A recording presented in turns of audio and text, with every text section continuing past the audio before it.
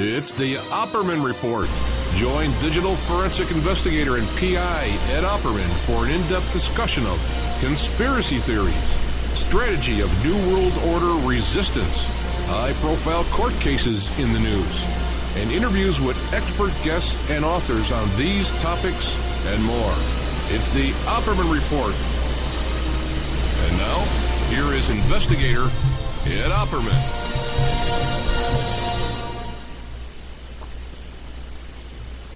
Okay, welcome to the Opperman Report. I'm your host, private investigator Ed Opperman, and this show is brought to you by Audible.com. You go to audibletrial.com /Opperman Report. You sign up for free, get yourself a free audiobook. Tonight, we are live on Talk Superstation. We are live on wolfspiritradio.com. We're live on PSN Radio. awakeradio.us, awakeradio.uk, Scottish Sovereigns on the Land, Awake Radio Australia, Just Us Radio, Shazaz Radio, and 1800 Online. And we're also on Spreaker, Spreaker.com. You can find us over there on Spreaker.com. You can tune right in. And then later on tonight, the show will be instantaneously replayed on iHeartRadio. And the archives will be up on YouTube, once again, instantaneously. Tonight, speaking of instantaneously, we're trying to get a hold of our guest. We have a big show tonight. We have Dave McGowan coming on. But I'm having trouble getting a hold of him. It says that he's online. But when I try and call him up, it's not going through.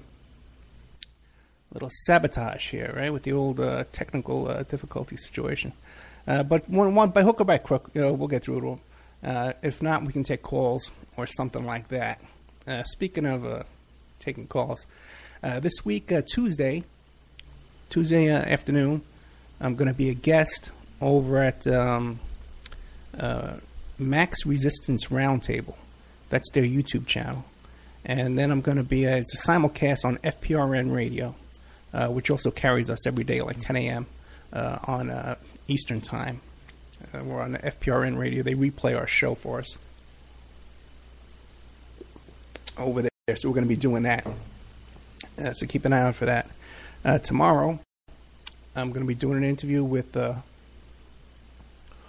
Martha Soren. And she's this writer and director. She did this film called The Fall of Paul McCartney. And it's all about, it's another Paul is Dead show. We've been trying to get this one going for a long time.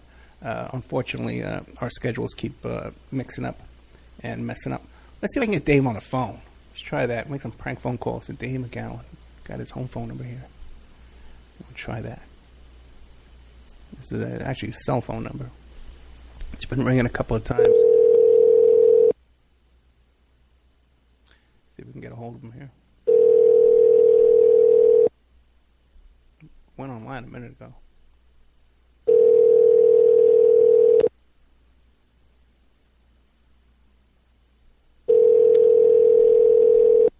It's weird. When I dial his Skype, it says busy.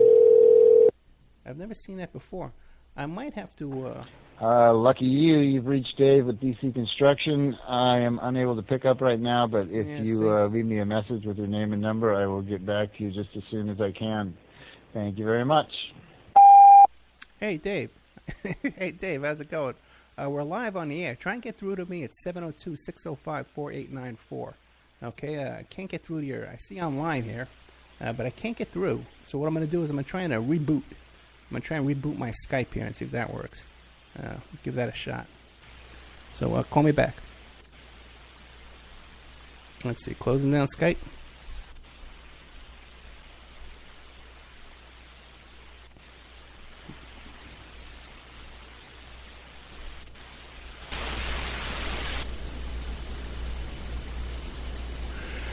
Oh, boy. Well, if you want to call in, 702-605-4894. Yeah, this really sucks because this happened Sunday night, too. I was supposed to be doing a show about that prison escape up there in Dannemora, New York. And 2 weeks in a row, there's so much activity going on up there around that prison that our internet connection got blasted. And we couldn't get through to our guest, who actually lives up there right by that prison. And also, her boyfriend or her husband is doing time in that prison right now. And there was some kind of an incident with him where he got the crap beat out of him by these guards over there, these corrections officers, and he has a big lawsuit going on. So hopefully we'll be doing a show with her this weekend as well. While I'm trying to get through to Dave, you guys can call in at 702-605-4894. That is 702-605-4894, and give me a call. Let's see. Well, maybe I'll just play a repeat. You know? Let's see what I can find. Because I can see Dave online here. But now he's not online anymore. Sure. I'll try the phone again. Anybody want to call up? 702-605-4894. We could have a chat about something. Let's see. Oh, boy. Well, oh, yeah, one more thing I got going on, too, is, brother. Oh, you guys have been following the adventures of this custody thing with me and Vic and her mom. Oh, boy, we thought we had it all figured out and it was all going to be settled. The mother had actually agreed to give us 5 days, and she was going to have 2 days. And she agreed to this with Victoria and with myself. And then they send over the paperwork yesterday, and it doesn't say that at all. The whole thing is just crazy. Like, I don't know. They just want this to drag on forever until I go crazy. Actually, got no Dave. Got no callers. No one wants to call in. 702-605-4894. Maybe that's not working. Maybe they're trying to call in. It's not working. I want to stay on that page there. Well, it's been 7 minutes. Got nothing to do. Let's see if I can find a show to play. And then we'll just play or repeat. A lot of stuff out there. Hey, the last show with St. John Hunt. Damn, that thing was great, man. We got a lot of action on that thing, man. That was amazing. Let's see, how would I even do this? I would have to add to playlist, I guess, right? Yep, upload from here. Okay, I'll find a show. Hey, how about this? Why don't you guys call in and tell me which show you want me to play? I'm thinking about putting the John Potash show on. He's a cool guy. The show we just did with John Potash. And we'll play that, get that going. Hey, you know what I'll do? I'll put that on. I'll put that first over on these guys here on the live stations on Awake, and then I'll add that later. Let's see, add files. I'll put it on Spreaker in a couple of minutes. Then I'll put it on these guys first. I'll give them the John Potash show. Yeah, look, this is easy. I can do this. Okay. Find the old John Potash, who is the author of what's that thing called? No, it's not in documents. He's the author of the book Drugs Used as a Weapon Against Us. So, let me see if I can find this in here. Where would it be? Oh, sure. Oh, boy. Would be maybe here.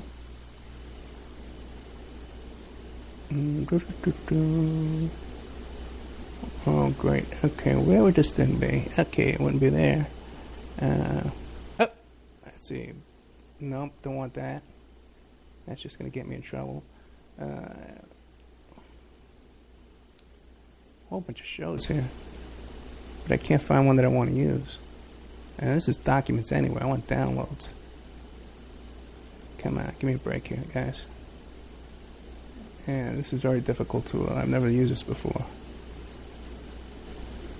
This little portion of the program here. Actually, where would that be? It wouldn't be there.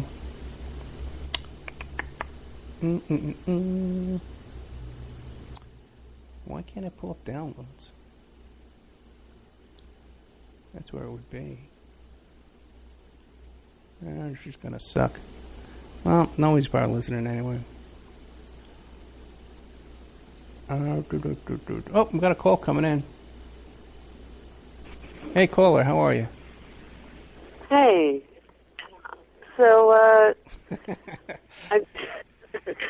I just was saying, I was just going to say I was very disappointed that the prison thing didn't happen, that show. Tell me about it.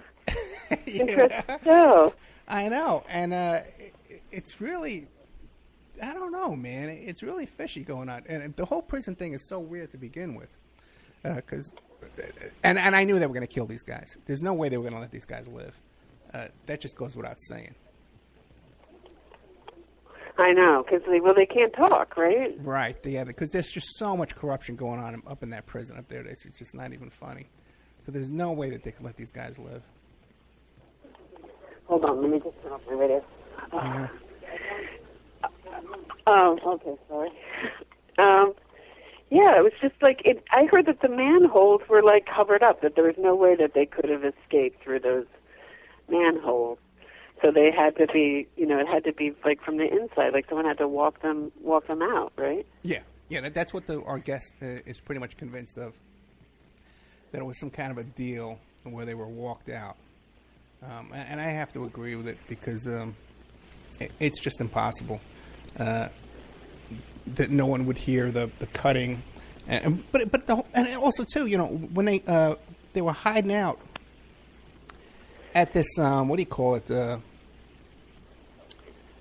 At this hunting cabin, it turns out that hunting cabin was also owned by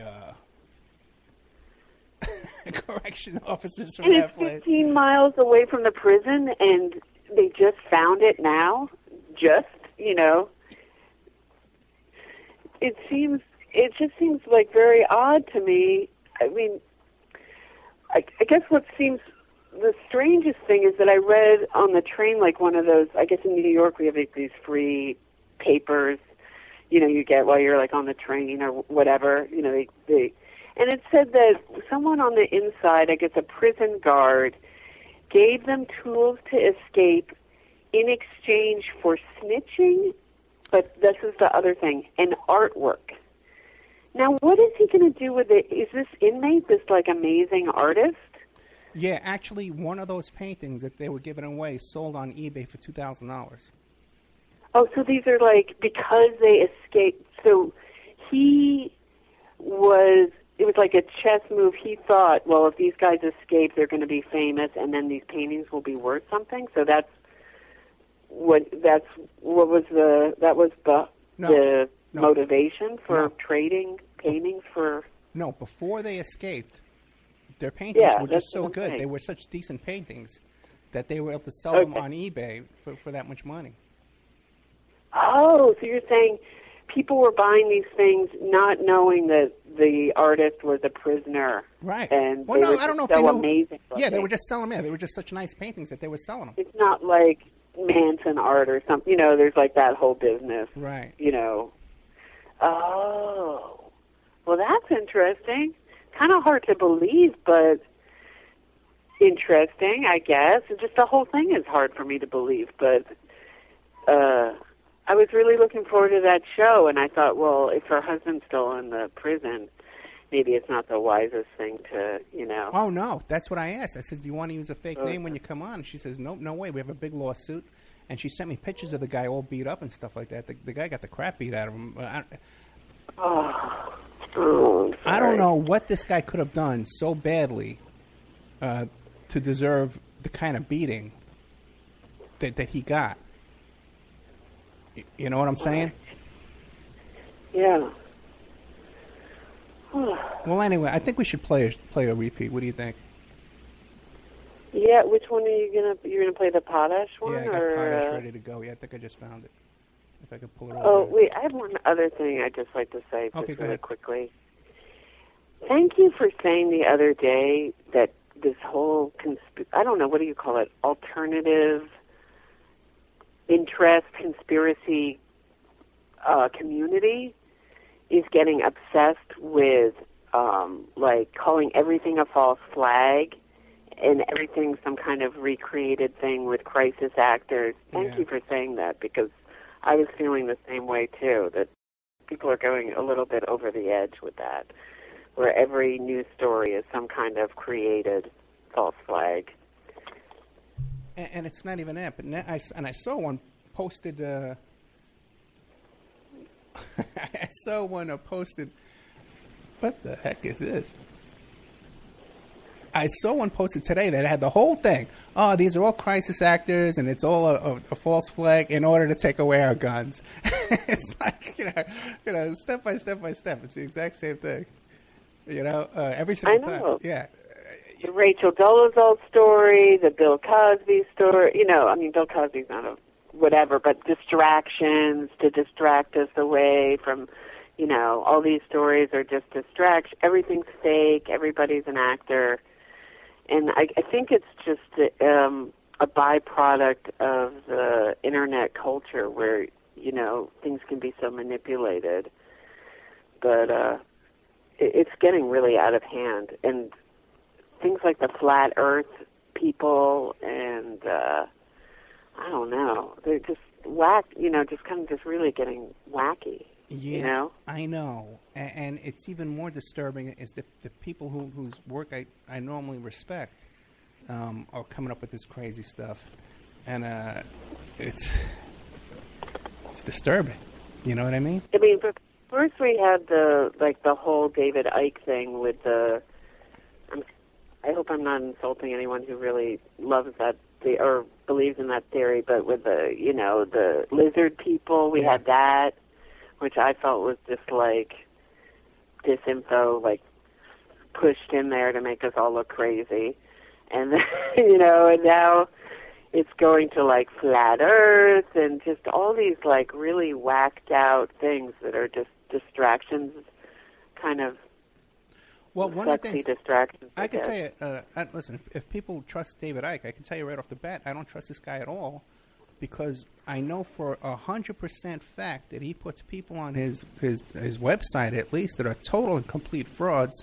And then even after he's been warned about it, hey, this guy's a total fake, this guy's a fraud, they just keep doing it. So, I can't endorse that. You know what I mean?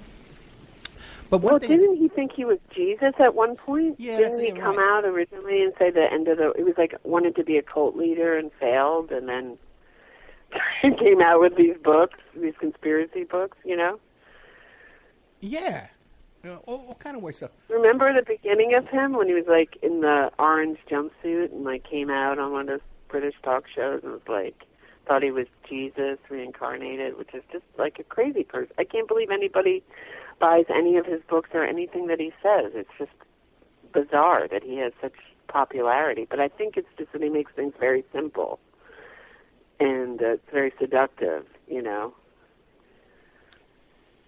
I hear you. I think the truth is a lot more boring than that. There's a lot more boring, unexciting elements.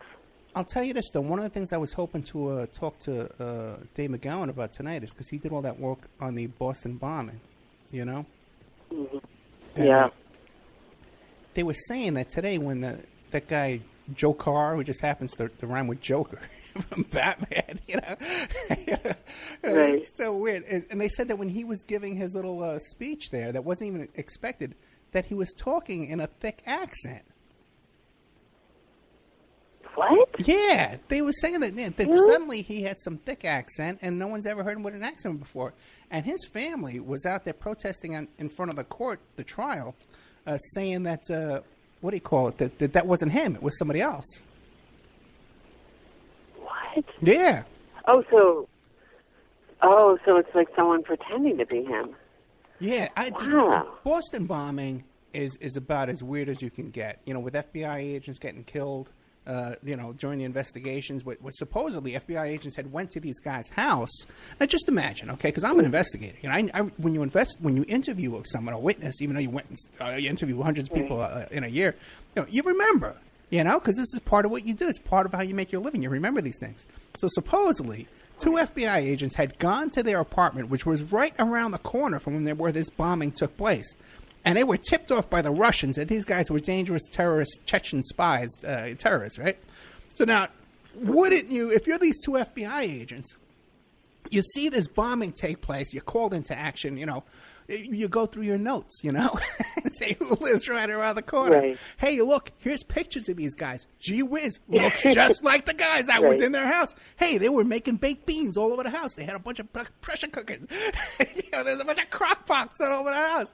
You'd notice this. You'd say something. You know, it's just insane. The idea that you could interview someone as suspects, you know, and then not remember them when you see them on TV a couple of minutes later, a couple of days later, even a year later.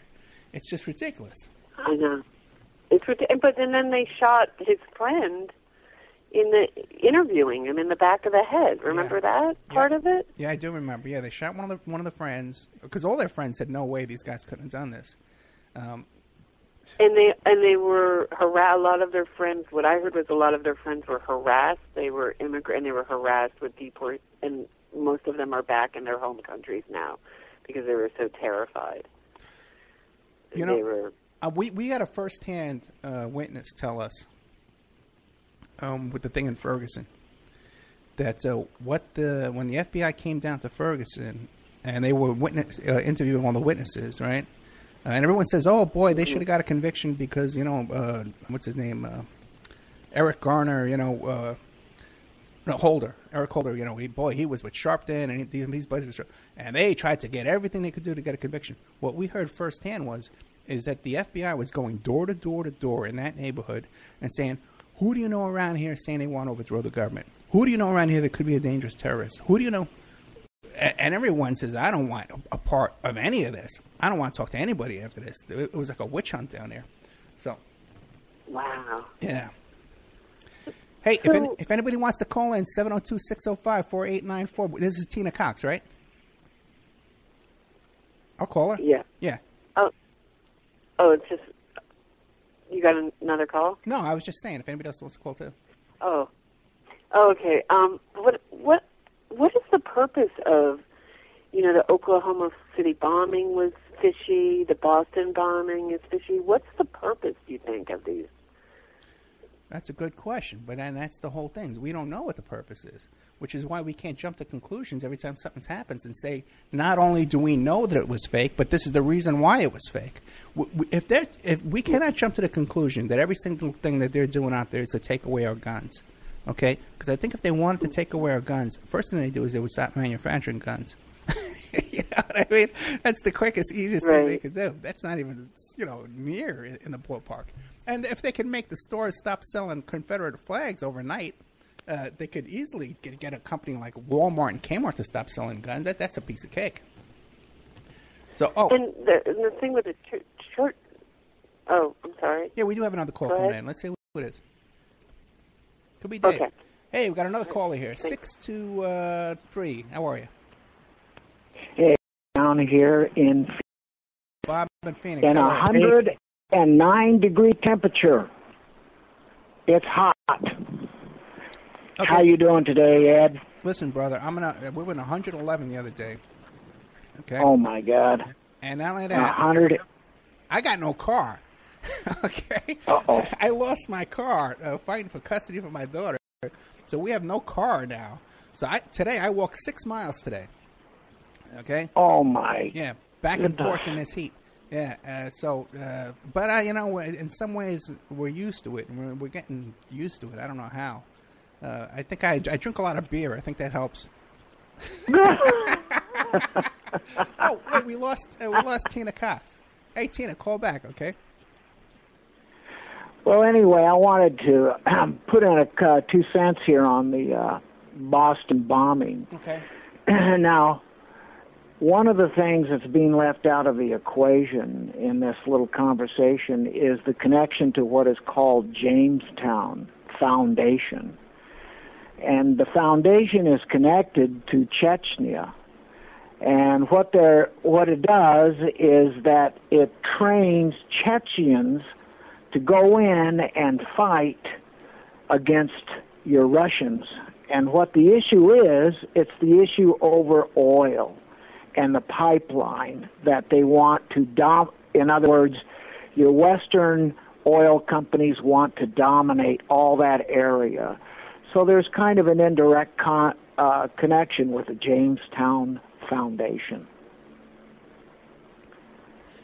Does that make sense? That's interesting. And I tell you something. I watched this movie one time about these Chechens. And by the way, we're trying to get this guest on. He who wrote the book about the Russian 9/11, the apartment building bombings that went on in Russia that were blamed on the Chechens that got Putin into power. That's how Putin got into office. It was the same thing like September 11th here in the United States. And this guy, and there's a documentary about it on YouTube. You can find it if you look up the Russian apartment bombings.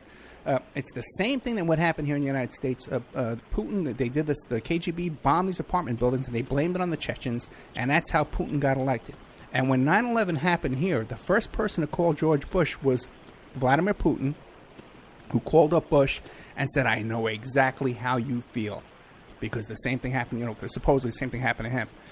But they got busted red-handed. They caught the KGB agents planting the bombs. Now, I watched this documentary once about these Chechens, right? And it was so freaking intense. These Chechens, man, they do this stuff over there where they take entire schools hostage, over 300 kids in a school. They took a movie theater hostage, and then they get into these big giant shootouts with the cops.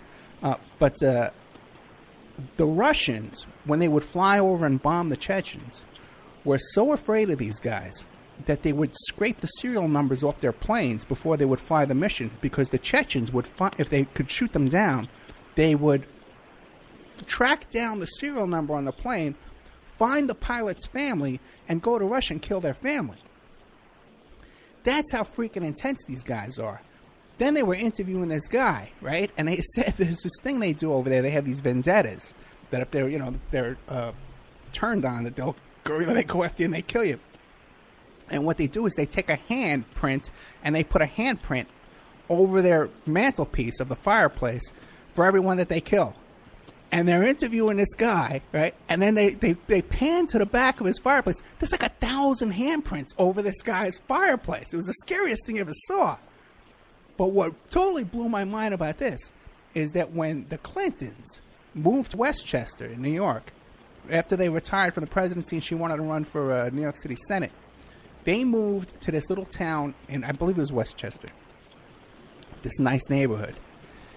And in the news, they had this news report one night.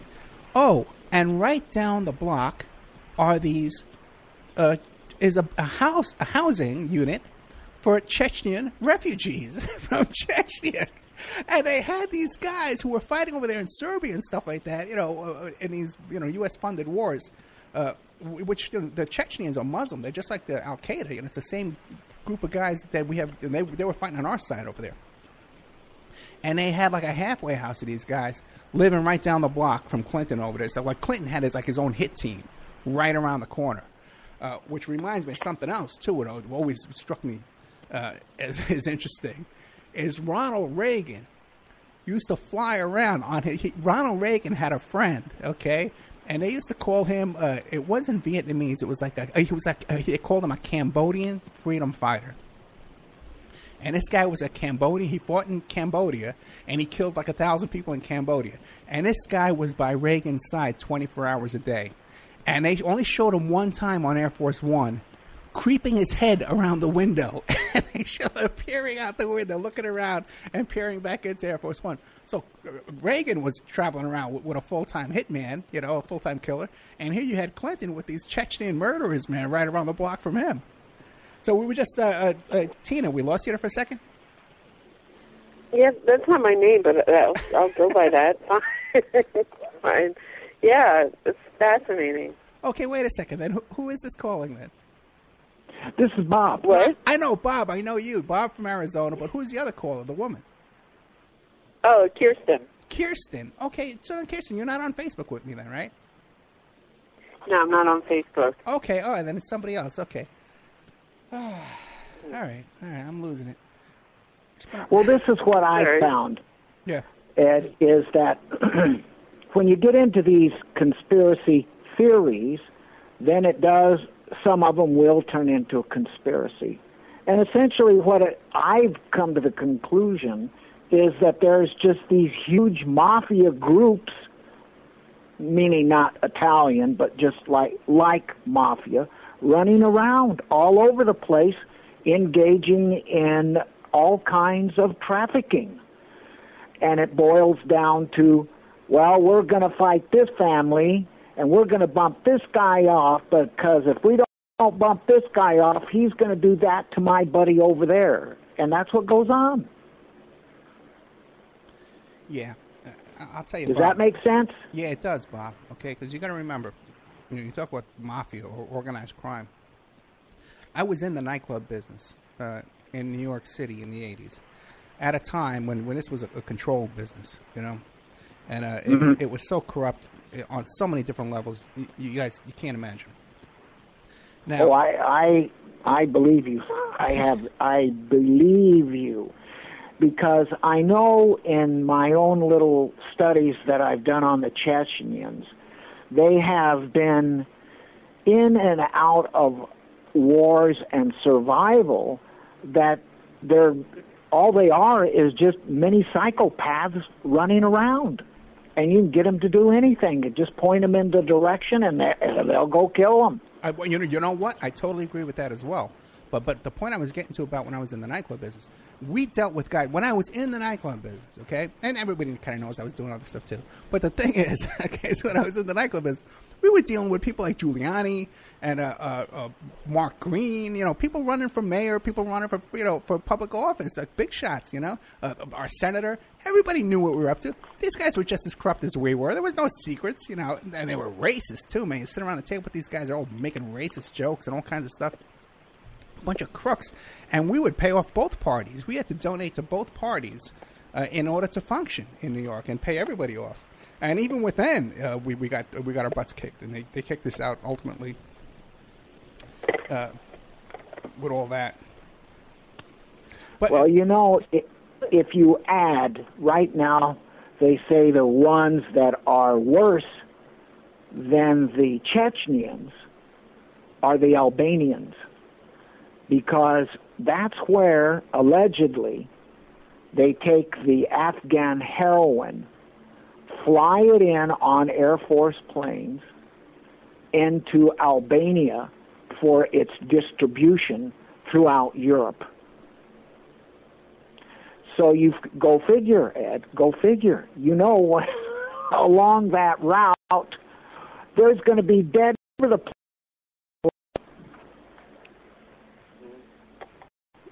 Yeah, I hear you, and there probably are.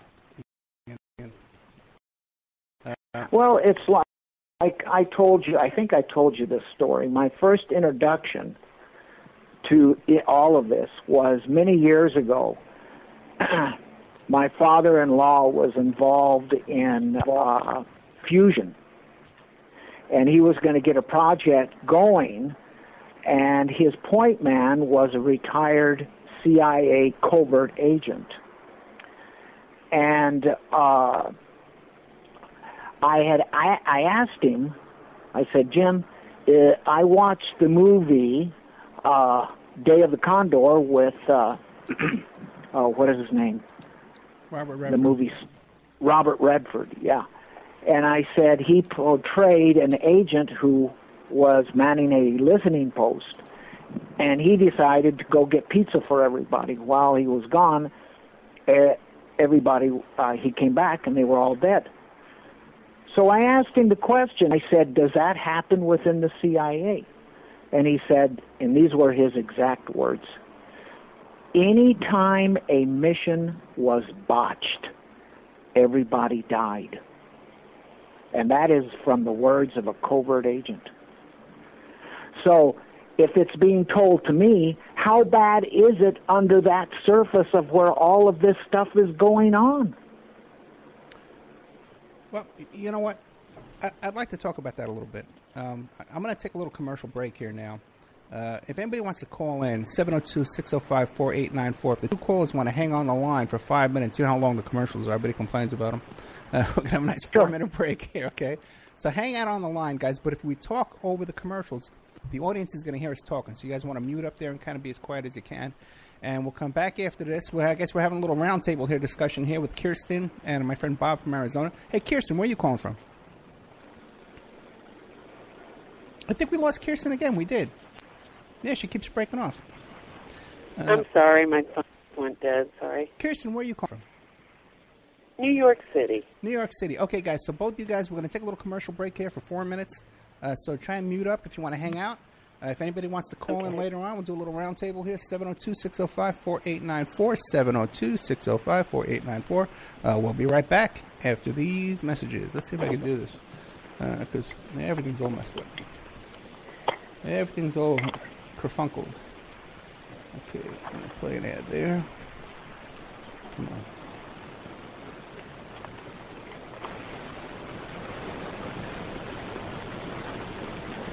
Oh, boy. Come on, guys. Give me a break here. Oh, God, Zeus. Okay, here's what we'll do. Oh, boy. Yeah. Okay, we can play an ad here. Let's play that one. And now a word from our sponsors. We are listener-sponsored, and we appreciate your donations. If you like the show, please visit OppermanReport.com and click on the donate button. Or you can donate directly through PayPal at OppermanReport@gmail.com. We have Mike Ray of InfinityHomePlans.com. He's the host of Parlay over at CJ Mars Radio, Thursday evenings, 8 p.m. Eastern Standard Time. If you need custom home designs, stock plans, or 3D work, he's your one-stop shop for home design and drafting needs. Mike Ray at InfinityHomePlans.com. At InfinityHomePlans.com. If you're looking for essential oils, stop by and check out Essentially Tammy on Facebook. She's Young Living Essential Oils Independent Distributor. These are 100% therapeutic grade oils that help support the body's natural functions. Visit her website posted at Essentially Tammy to see the current deals, or email at JockoTammy, JOCATAMI@yahoo.com, or call 352-239-8546. 352-239-8546.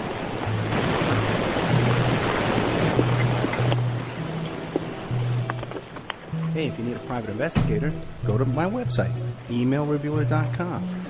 We offer asset searches, locates, skip tracing, adoption investigations, online infidelity investigations. We can recover deleted text messages from a cell phone or trace an email to online dating websites to catch a cheater. That's emailreviewer.com. You can call 800-572-9762. 800-572-9762 or email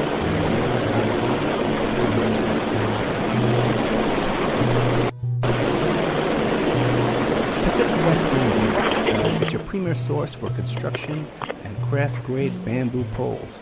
They're announcing their latest project with EcoHead Event Sanitation, making bamboo composting bathrooms and porta potties. Their first display will be at the Lucidity Festival in Santa Ynez, California, April 11th to the 13th. Come by and say hi and see what you can build with bamboo. Contact them for any kind of event planning, display building. If you need construction grade or craft grade bamboo products, call Amanda at 503-839-8126, 503-839-8126, or visit PacificWestBamboo.com, their brand new website. We're also sponsored by the New World Mexican Women. This is a rural Mexican craft women's cooperative. They are traditional makers of fine handcrafted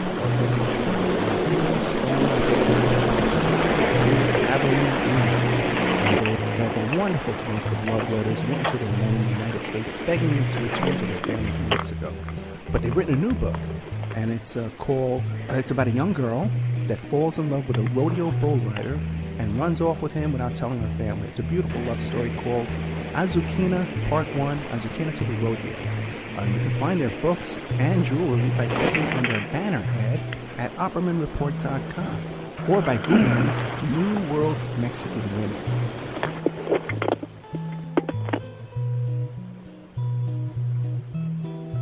You can also promote your business or website right here and have your ad played all over the world 7 days a week. OppermanReport.com or call 800-572-9762.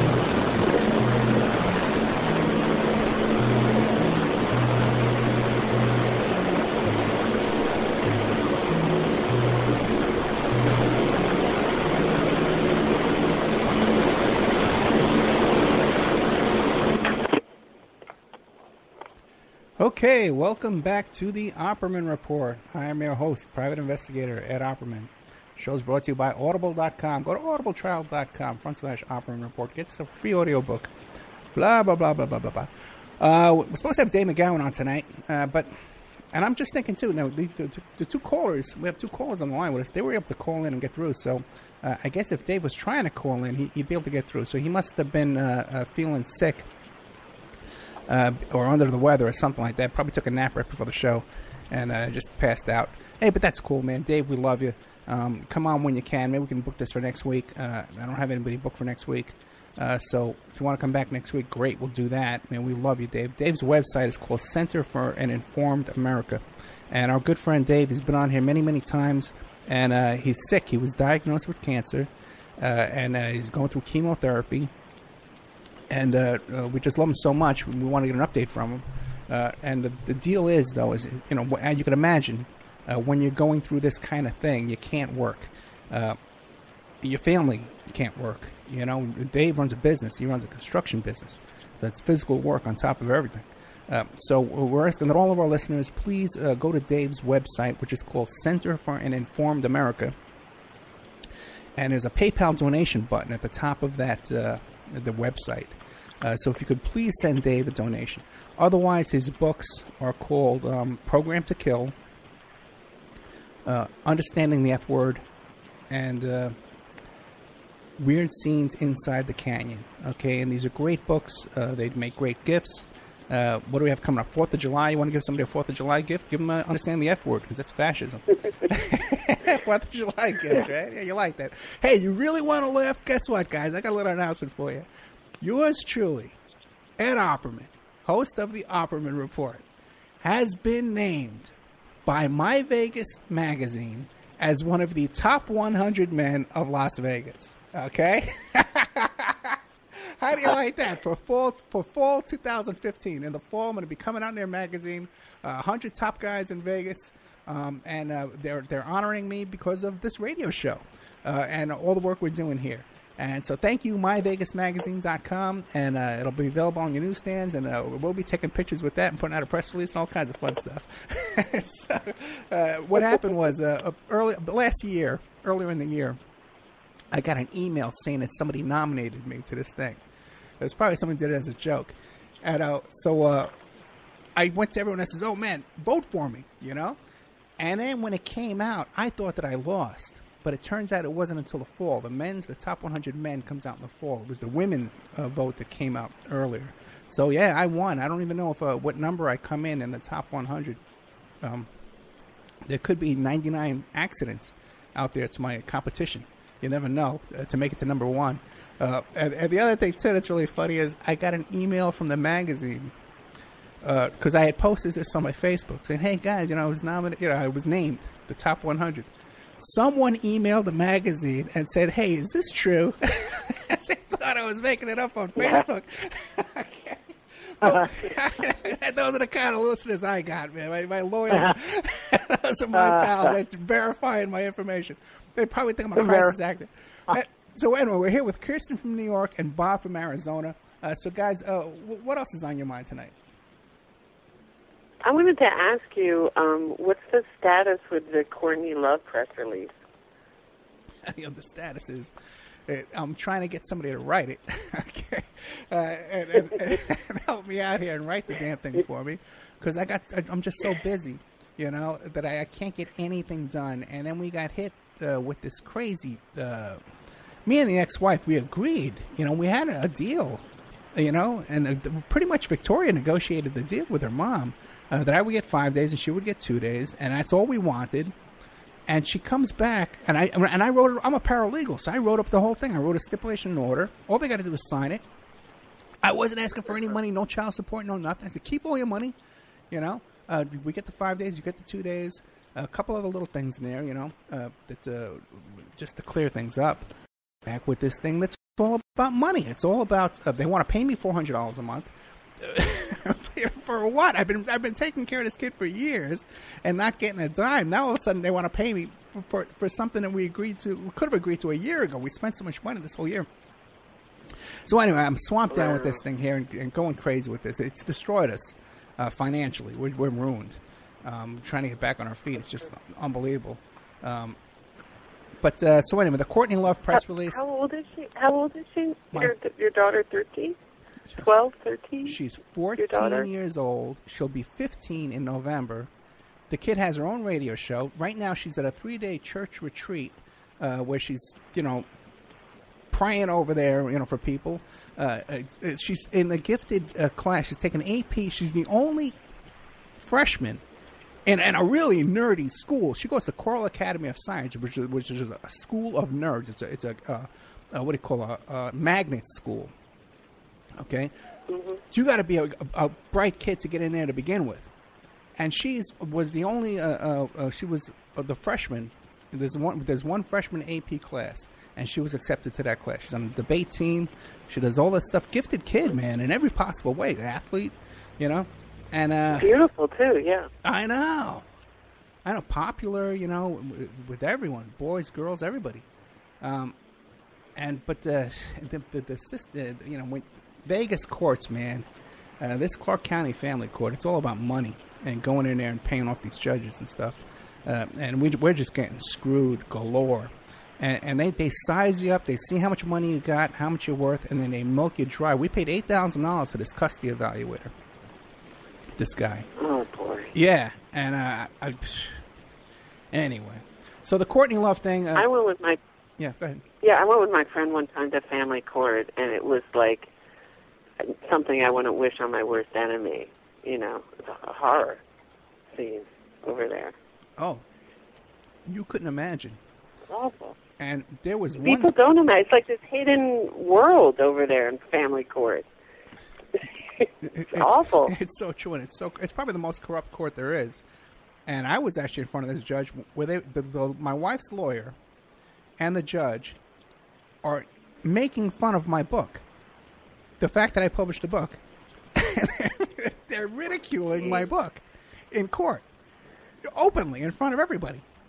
That, I was beaten down so bad in that courtroom that day that when I walked out of there, everybody sitting in the audience couldn't believe it. This judge was polite with every other litigant in there the whole day. I had to sit there all day long. I get up there, man, and they beat the crap out of me. But we keep fighting. We keep moving forward. We keep pushing forward. We don't give up. Yeah, probably because you're educated, Well, they just want people who are, uneducated and, who the hell knows? Nightmare. Who the hell knows? But I was always wondering why Courtney Love was in Epstein's book, when Gawker published, Epstein's Black Book, and there's Courtney Love's name, and you're looking at it going, what is that? She's not an underage girl. She's not a mogul, really. No, but she was also on the plane. She was flying. She's a madam. Thank you for answering that question. Right. She was flying around on the plane. Now, did you listen to that show in the member section? Yes. Okay. The one with her father, Hank Harrison? Yeah. Brandon's show, it's up in the member section. And by the way, too, another thing we're working on is Hank Harrison said we can come down to his farm over there, his ranch, and tape him, videotape an interview with him and his wife about his whole life story. This guy's got some life story besides Courtney Love, man, with the electric Kool-Aid acid test, all that kind of stuff, and knowing Owsley and all those LSD guys and the Grateful Dead. So he says we can come... his perspective was interesting. Oh, yeah. So I'm applying for a grant to get funding to set up a little film company to go down and make a documentary film about that and some other topics. Yeah, that'd be great. Yeah, good old... It's just interesting that she's doing all this, she's putting all these cease and desist letters out to try to get that soaked in bleach film stopped. And it says the conspiracy theory, Kurt Cobain's death has been widely debunked. And I thought that was so funny. I was like, I don't even think you could debunk that theory. It's pretty, there's nothing really to debunk. Like, how did someone take a massive overdose of heroin, or even if he had a really high habit, which he had just come from a rehab, I don't know how you get it that high in 3 or 4 days, and then kill yourself with a shotgun with a bullet going the wrong way. It's a little hard to debunk that, Well, yeah, and when even the retired police chief from Seattle, says, yeah, I'd reopen the case. What do you want, But, yeah, she's... These are serial wrecks. These aren't like fringe people, These are pretty mainstream, famous people saying that there's something terribly wrong with that case. And it's shocking when you read it. It's a really shocking case when you look at the facts. But it's interesting to see how the media can be controlled so much, just with the spin on it, that it's this wild theory and that, that there's nothing to it, Yes, so much of the media is controlled by these press agents that have so much power. And someone like Courtney Love, she knows how to play those games. And then when you hear how Hank Harrison is talking about her connection to these CIA agents, that were his friends. Oh, yeah. And she's dating this guy as a kid, and he's an adult, So none of that's come out before. Neither one of those allegations about her being involved in child sex trafficking and also her having an underage sexual relationship with an adult CIA agent, which I think is pretty interesting information. I'm sorry to cut you off, but especially because every time a woman criticizes Courtney Love, she comes back and says, I'm really upset that a woman would show so much misogyny as to criticize me. No, it's always from a point of any kind of criticism of her is because she's a woman, and it's women hating. The same thing. It's like a Yoko Ono thing. You can't hate Yoko Ono. It's because you hate women, or you know what I mean. Yeah.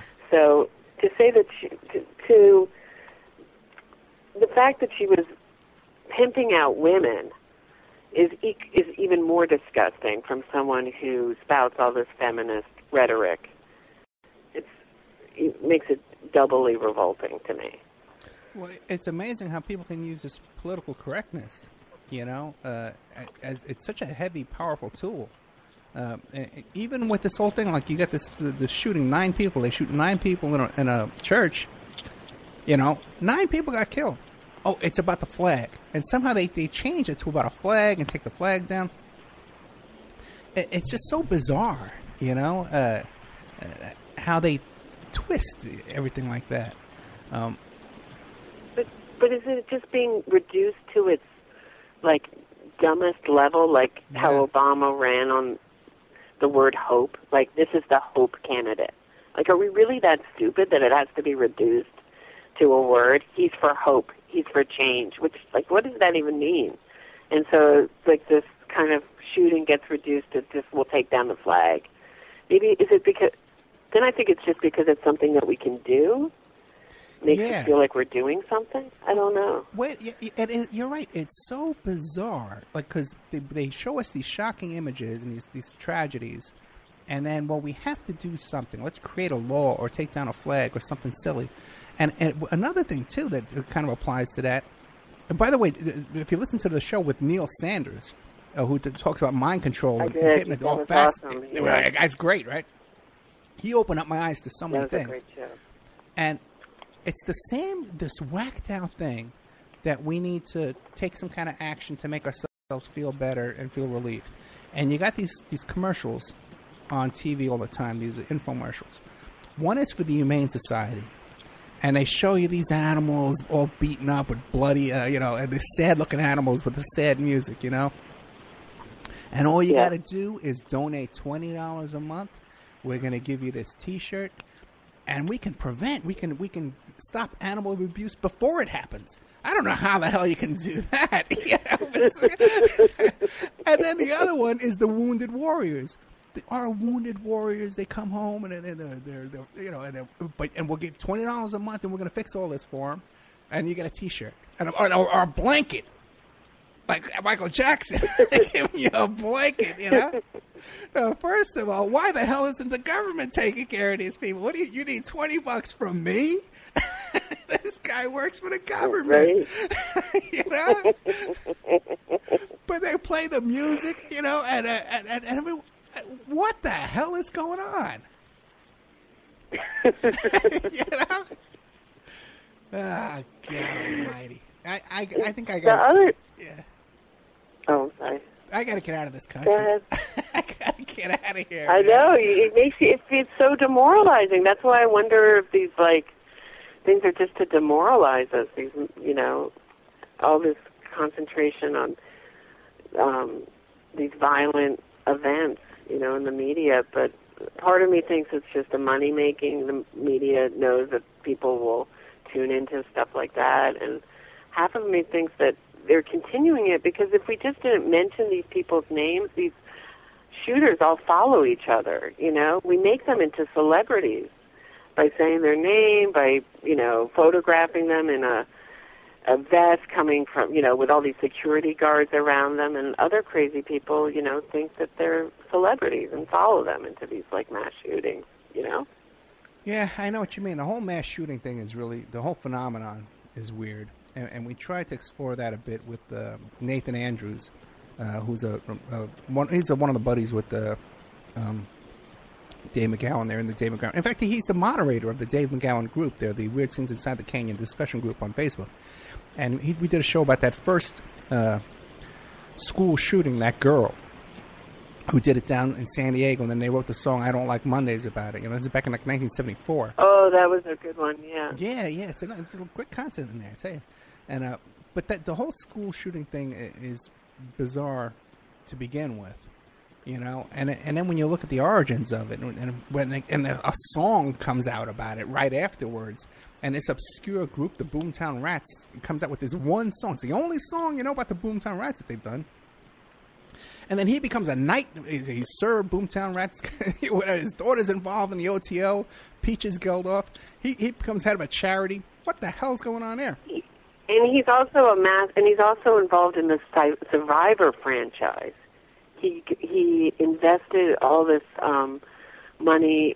He's like one of the into the people that created the Survivor TV show, which isn't, to me that is just such a terrible, that's not I guess someone who knew more about Crowleyism or something, but the show Survivor, you're out for yourself, you're not working in a group, the most cutthroat wins, to kind of promote that philosophy is really disgusting. And then his daughter joins Scientology, and then she joins the OTO, and then she ends up dead. I didn't know she was in Scientology, too. Yes. She was a Scientologist, and then she joined the OTO. You're thinking, did she just make the worst decisions in the world? But I read his autobiography, and it was so, as a teenager, after he'd done Live Aid, he wrote this thing called, is that all there is, or is that it? And it was such a odd, disconnected, for someone who had devoted so much time to charity work, he was so narcissistic and cold and I got uncompassionate, not compassionate. We got to take another, there's a hard break at 6 o'clock where Talk Superstation plays news. So we got to take a break. We'll be right back after this.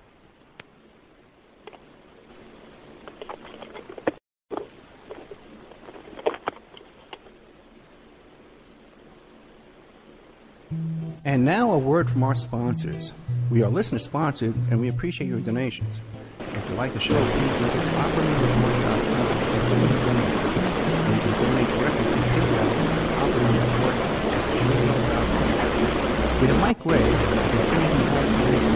use the host of Far Away on CJR Radio, Thursday evenings, 8 p.m. Eastern Standard Time. Custom home designs, stock plans for new work is your one-stop shop for home design and at infinityhomeplans.com. If you're looking for essential oils, stop by and check out Essentially Tammy on Facebook. She is Young Living Essential Oils Independent Distributor. Now, these are 100% therapeutic grade oils. They help support the body's natural functions. Visit her website posted on Essentially Tammy to see the current deals, or email at JocoTammy, JoCaTami at yahoo.com, or call 352-239-8546. 352-239-8546.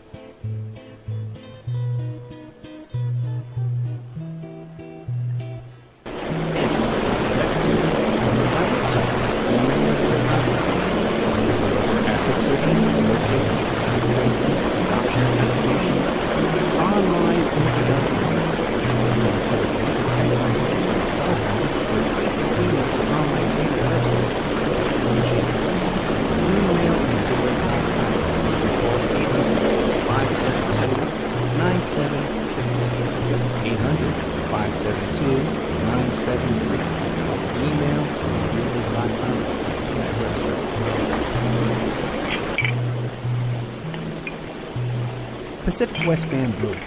It's your premier source for construction and craft-grade bamboo poles. They're announcing their latest project with EcoHead Event Sanitation, making bamboo composting bathrooms and porta potties. Their first display will be at the Lucidity Festival in San Ynez, California, April 11th to 13th. Come by and say hi and see what's going on. Contact me for any kind of event planning, display building, construction work, craft work, bamboo products, call at 503-839-8126, 503-839-8126, or visit PacificWestBamboo.com, their brand new website. We're also sponsored by the New World Mexican Women. This is a rural Mexican craft women's cooperative. They're traditional makers of fine handcrafted, authentic jewelry. These beautiful stone mosaics and Pacific blue Abilene inlay. They have a wonderful book of love letters written to their men in the United States, begging them to return to their families in Mexico. But the written book, it's about a young girl that falls in love with an older lady and runs off with him to Azuquina Part 1, Azuquina. You can find their books and jewelry by clicking on the banner at OperaManReport.com or by googling New World Mexican Women.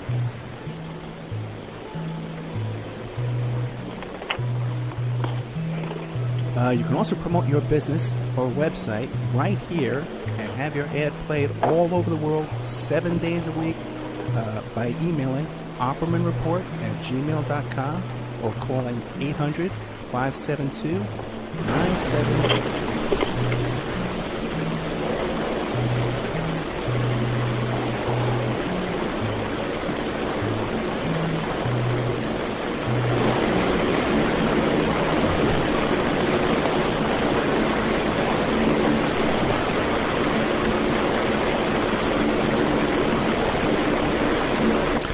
Welcome back to the Opperman Report. I'm your host, private investigator Ed Opperman, and top 100 men of Las Vegas. I got to figure out how to put that in there. That's a show brought to you by Audible.com. Go to audibletrial.com, Opperman Report, and get yourself a free audiobook. Hey, you know what? Well, during the commercial break, someone subscribed to the members section. They went to OppermanReport.com, and they went there and subscribed, and they got a monthly subscription for $6. And I got to tell you something. You know, guys, you have no idea how encouraging that is, you know, to see someone subscribe or make a donation or something like that. Even if it's only, you donate $1, you know. You're going along during the week, you're feeling down. You know, you think, boy, is all this worth it? Does anybody care about what we're doing? You know, and just to get that or to subscribe to the Opperman Report YouTube channel, just those kind of things, it's encouraging, and that's what keeps us going, you know? Because I got to tell you, man, there's a lot of crap that goes on behind the scenes you wouldn't believe. Everyone thinks that the truth movement, the awake movement, or whatever you want to call it, is like everybody fighting for the same thing. It's not. It's a lot of backbiting and nonsense goes on that you wouldn't believe, and all kinds of crap. We're just joined by Justin Cook, who looks looks exactly like Osama bin Laden. You would be amazed at the pictures of this guy. Justin, what's on your mind? Not much. I look like Osama bin Laden. Yeah, the picture. Maybe if I ate Osama bin Laden. Not much. I was just calling in. I heard you doing a little round table, or you were out tonight, whatnot. Figured Dave didn't show up, so but I'd call in and see what you guys are talking about, and Yeah, Justin, your picture on Skype is Osama bin Laden. Did you know that? Oh, yeah. Okay. Yeah. That's right. Yeah. That's an old picture back when back when they were pushing the narrative of was it 2011 when they pretended to kill him in Afghanistan or Pakistan or whatever. Yeah, it's amazing how he got younger looking. Oh yeah. What was that? Bin Laden #5 or something like that. Well, I think they showed us 3 or 4 different actors at least. Post 9/11. So. Well, I've told the story a couple of times, and that is when I first got into cell phone forensics. The guys, because cell phone forensics is fairly new. It came out around 2000, where you could download the information from a cell phone and create a report and recover deleted text messages and clone phones and all kind of stuff. And the guys who I got involved in, they started their own company because they were working as civilian contractors for the U.S. military and for the Central Intelligence Agency. Okay, and their job was they had cloned Obama's satellite phone. These were the guys. Oh, wow. Yeah, these were the guys doing this. I know these guys. I know them like as regular guys, And they were they were in Afghanistan. They attack a house. They get the phones. They right there on laptops, right there. In a tent, they'd be working on the phones. So these guys were called out of Afghanistan in 2003, or it might have been 2002, and came back to the United States. They were no longer needed in this hunt, and they came here and they started this cell phone forensics business. Now, I got to tell you something, and these guys, these are not slouches, that when I had another thing going on with the Sarah Palin case, and so I said to them, I says, hey, listen, you give me some free software, I'll mention you when I'm doing my press tours on Sarah Palin, and I put up my press release and stuff. And I says, great, let's do it. They says, well, when are you coming down for the training, coming down to Virginia? And I said, I don't know. He says, well, when you come down, we'll take you over to Langley, and you can meet David. And I says, oh, boy, that'd be really cool. Thanks a lot. So I says, David, who the fuck are they talking about? Excuse me. I says, who are they talking about? And they were talking about David Petraeus, the director of the CIA. Yeah, they know him. Okay? Jesus. I know. But they were called off this job at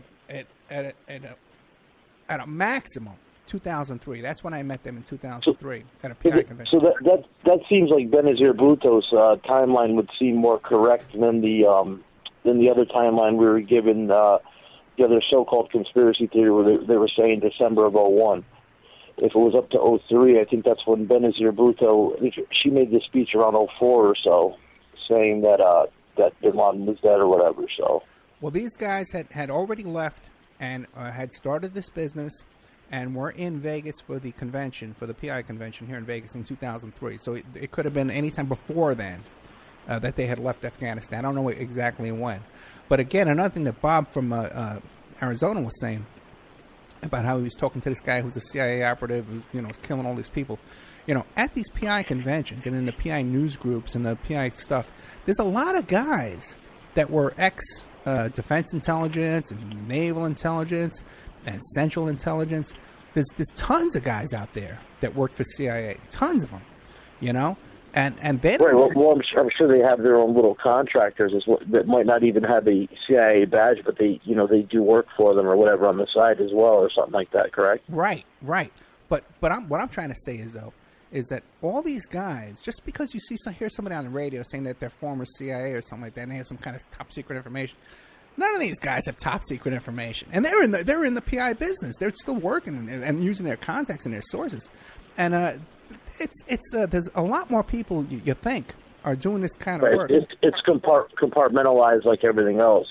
Right, and they don't have access to secret underground military bases. Information right. You know, even the NSA.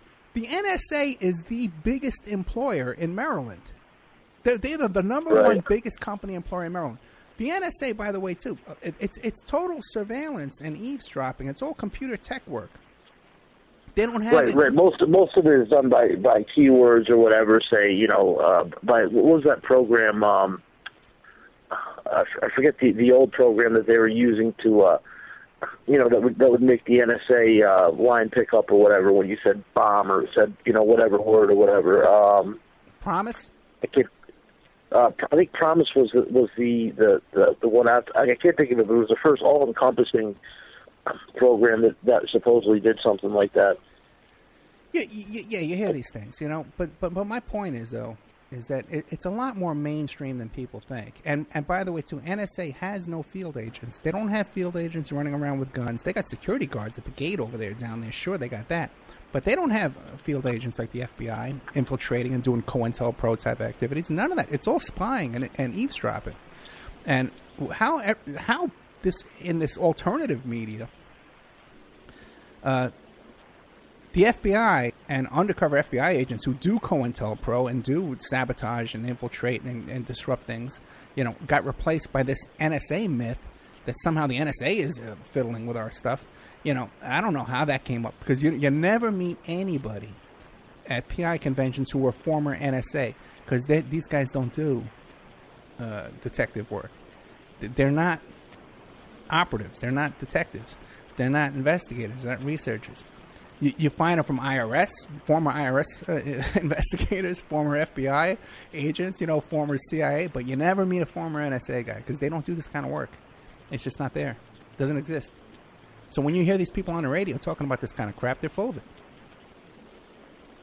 Right. Well, that's kind of the like Alex Jones fodder type stuff anyway, where it's like, we got an ex-CIA agent on the line, right. What, but obviously, I'm sure you've, being in your line of work, you've come across a lot more of these types that are, just contractors and everything else. There's probably not. I'm sure they sheep-dip people all the time, too, but like you said, not everybody is a card-carrying, CIA guy or whatever. And even so, even then, it's compartmentalized. Yeah, even then, if you're a card-carrying CIA guy, I've never met a card-carrying CIA guy who can tell me about bases on Mars and all this kind of stuff you hear about. Supposedly, like everyone who worked on the program, the jump rooms and all this stuff, they all went to alternative media. They can't even get a job anywhere on iHeart. Right. I'm on freaking iHeart. I'm nobody, These guys can't do it. It's crazy. So much of this stuff out there is just crazy. Well, that's the problem, I think, with with the so-called conspiracy movement. It's that, everybody, I don't know, some of these people might be legitimately crazy, and the rest of them are just con men, as far as that goes, where it's like, they can, maybe they know something, or they heard a little something, or a lot of times they may even just get disinformation, even if they, are in the field or whatnot, too, because, you're not going to tell some guy who may, run his mouth after, this, that, or the other thing. Like, it makes no sense. Almost everybody I've talked to, too, that was CIA, their jobs was paying people off, was paying people and putting ads in the newspaper and getting demonstrators to show up and stuff like that. Right. Very little assassination stuff. That last week we had on St. John Hunt. Obviously, assassinations happen. But again, it's by that little elite group of guys that even St. John was talking about, like those the Operation 40, those kind of guys. Right. But like what goes on, like you said, the regular ones are, it's more of a counter movement type thing. If they want to, support, say, whatever feminist movement or, any of these new movements that pop up, that, like you said, they'll, get a few people and pay them, or, whatever Soros is working on, or, whoever the case may be. But one guy I can think of specifically, his job was to buy off nuclear scientists all around the world. That he would find nuclear scientists who were capable of building nuclear weapons in other countries and pay them off, to either leave the country or come to the United States, or just not do your work over there or whatever. And that was that was his deal. That if you think about it, it's a lot easier than killing someone too. Especially if you're working with unlimited budget, or whatever the case may be. And someone's in a country where they're worried about their next meal, or whatever the case may be, or they want to get a little more luxurious in life. Well, here you go. Here's $100,000 or $200,000 or $1 million, whatever it is. It's no skin off their back to do that. Yeah, and in Venezuela, the CIA was paying protesters to come up and protest in the street, and not even that much money, right? $15 a day, $20 a day, which is the same thing too that Donald Trump just did, by the way, too. In his presidential announcement, he hired. They got $50. Yeah, they got $50, man, to show up there. That was on. It was casted too. I saw the casting on Reality Wanted. They were casting people to show up at an event. So isn't that what the Beatles did as well? When they showed up at the airport with all the screaming teens and everything, wasn't that? I believe I read somewhere that was the same thing where they didn't pay them. I think they just took a few schools worth of girls or whatever and told them to go there and scream.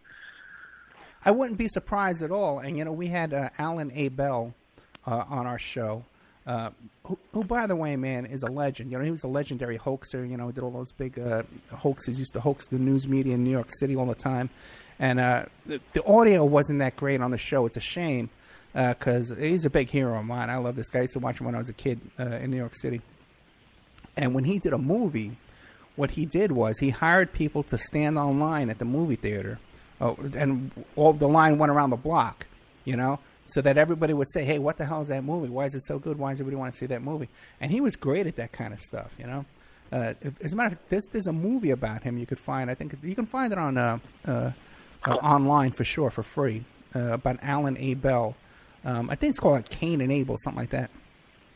And I've heard that. Yeah, he's a great guy, man. I really like him. He's a really cool, a legend. He's a guy who's going to get down in history. And he's another guy, too. We have all these opportunities to do these documentaries. He's one guy that said to me, he says, hey, Ed, man, I got a whole storage locker full of stuff. You can come down here, you can go through it. We can do it, we can do it together. Dr. Judith Reisman, when we would start, she was the woman who came out against the Kinsey report and Kinsey and exposed him. And when we started talking to her about involved in Satanism and stuff like that, she says, oh, yeah, Alan, Kenneth Anger used to hang out there up in his attic. They did movies together. And he was an advocate of Crowley. And this guy was traveling around trying to get Crowley's diary.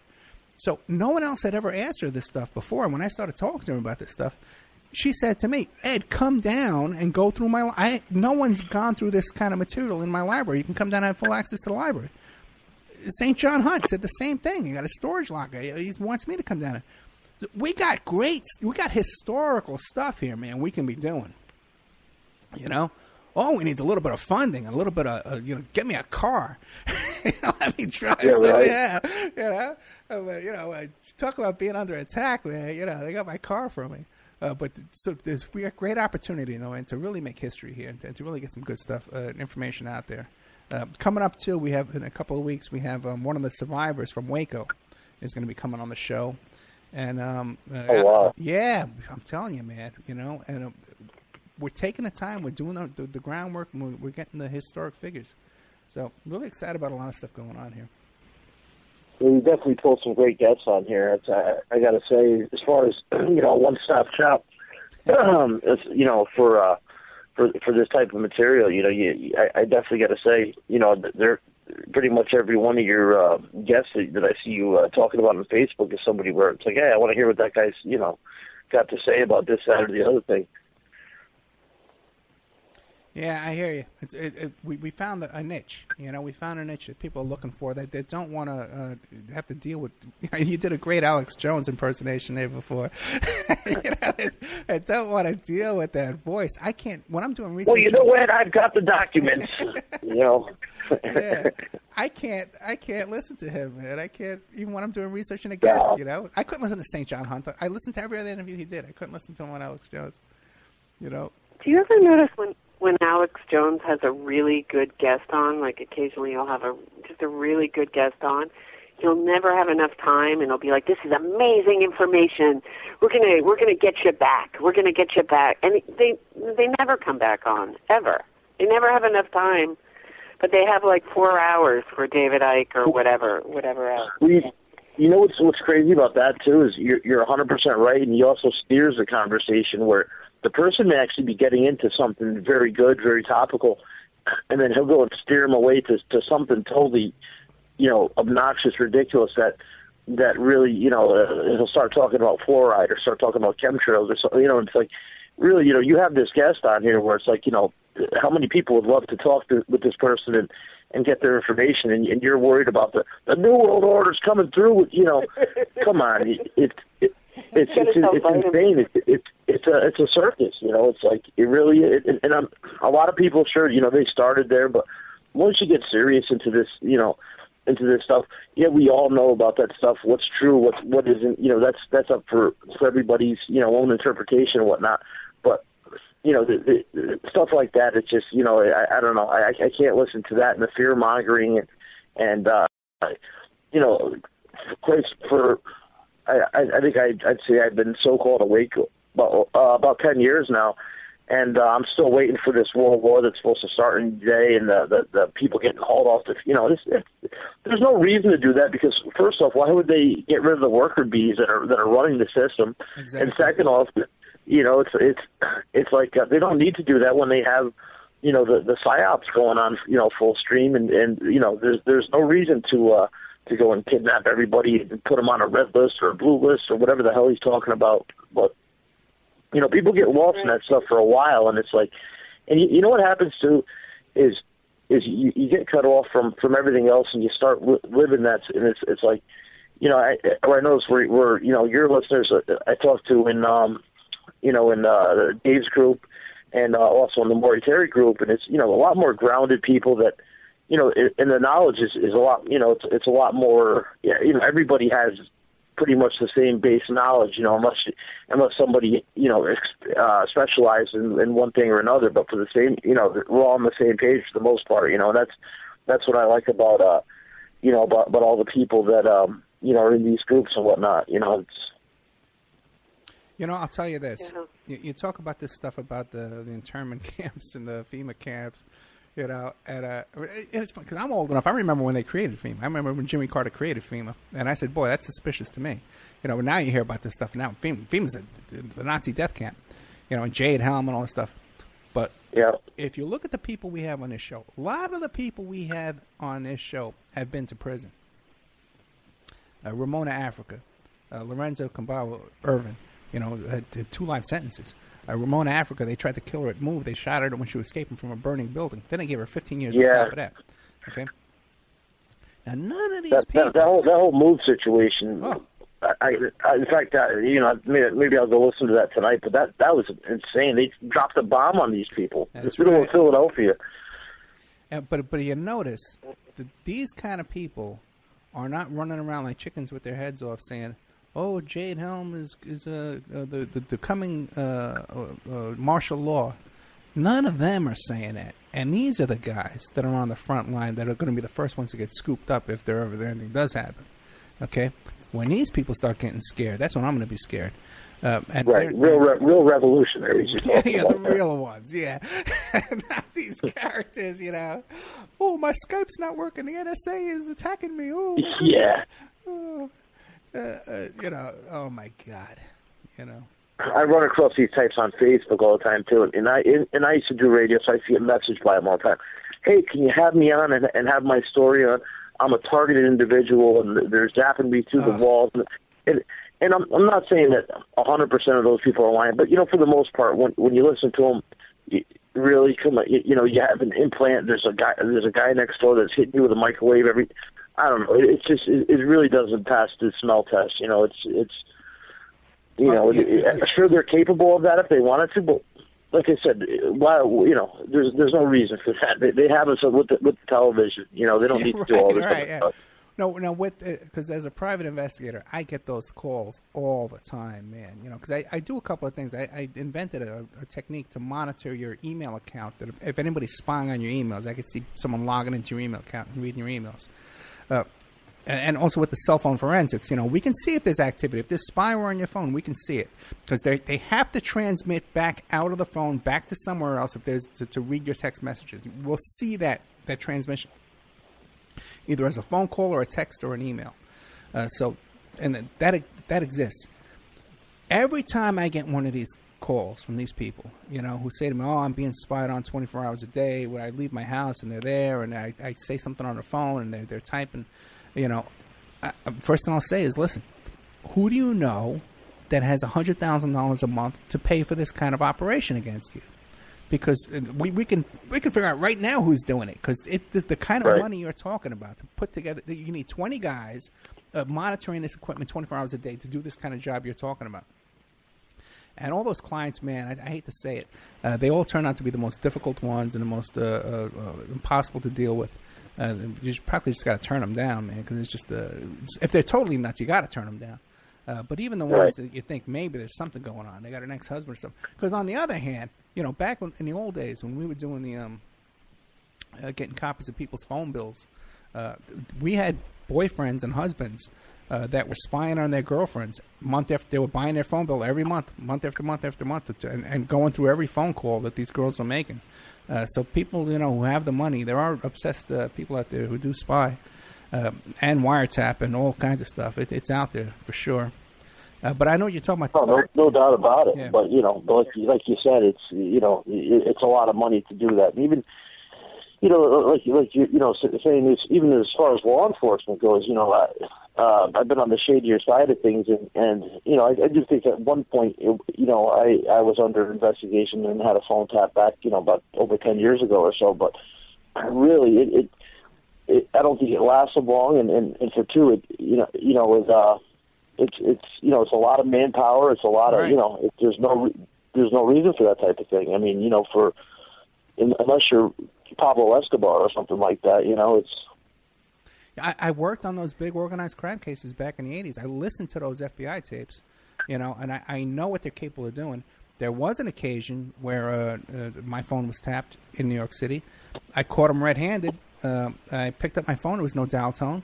I was living in a condo, a 3-story condo. I went right down to the phone room. I knew right where my phone lines were because we had marked it with a magic marker to check and see if there's any extra equipment on there. I saw that that the wires were disconnected right there. I left because I had a key to the phone room too, and I left there. And there was a guy sitting in a station wagon, looking straight ahead, sitting there in the parking lot. And I went over and I knocked on the window. I says, "Hey man, what's going on? Were you in that room? What's going on?" He looked straight ahead, wouldn't acknowledge me. I go back upstairs. 10 minutes later, I pick up the phone. The wire's been attached back to the thing. I go down. Yeah, I go back down to the room again, and I go down there, and it's back. It's hooked up again. So but what are you gonna do? Anyway, listen, real quick, let's take another little commercial break. Guys, if you're complaining about the static on the commercials, I can't help you with that. There's nothing I can do. Okay, guys? Just, turn down your volume. So everyone kind of mute up. We'll take a little 5-minute break here. We'll be back with more of the Opperman Report, the top 100 men in Las Vegas. More after this. And now a word from our sponsors. We are listener-sponsored, and we appreciate your donations. If you like the show, please visit OppermanReport.com and click on the donate button. Or you can donate directly through PayPal at OppermanReport@gmail.com. We have Mike Ray from TrinityHomePlans.com. He's the host of Parlay over at CJ Mars Radio. He is in England's 8 p.m. Eastern Standard Time. If you need custom home designs, stock plans, or community work, he's your one-stop shop for home design and drafting needs. Mike Ray from TrinityHomePlans.com.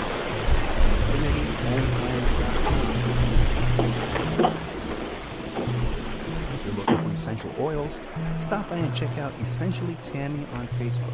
She is Young Living Essential Oils Independent Distributor. Now, these are 100% therapeutic grade oils. They help support the body's natural functions. You can visit her website posted on Essentially Tammy to see the current deals, or email at JockoTammy, JOCATAMI@yahoo.com, or call 352-239-8546. 352-239-8546.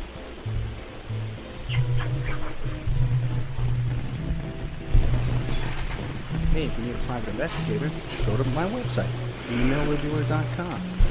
We offer asset searches, locates, skip tracing, adoption investigations, online infidelity investigations. We can recover deleted text messages from a cell phone or trace an email to online dating websites to catch people cheating. That's emailrevealer.com, or you can call 800-572-9762. 800-572-9762, or email revealer.com, my PI website.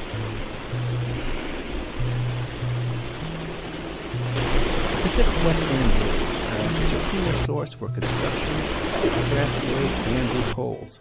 They're announcing their latest project with Eco-Head Advanced Sanitation, making bamboo compost in bathrooms and portables. Their first display will be at the Lucidity Festival in Santa Ynez, California, April 11th and 13th. Come by and say contact them.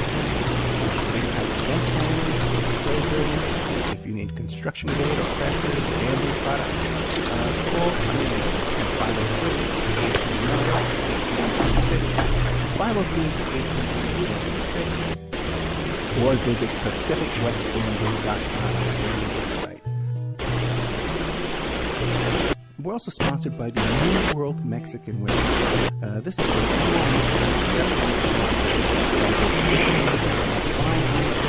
authentic jewelry. They use beautiful stone mosaics and Pacific blue Abilene inlay. They have a wonderful book of love letters to their men in the United States, begging them to return to their families in Mexico. But they've written a new book, and it's called, it's about a young girl that falls in love with a rodeo bull rider and runs off with him without telling her family. It's a beautiful love story called Azucena Part 1, Azucena to the Rodeo. You can find their books and jewelry by clicking on their banner ad at OppermanReport.com or by Googling New World Mexican Women.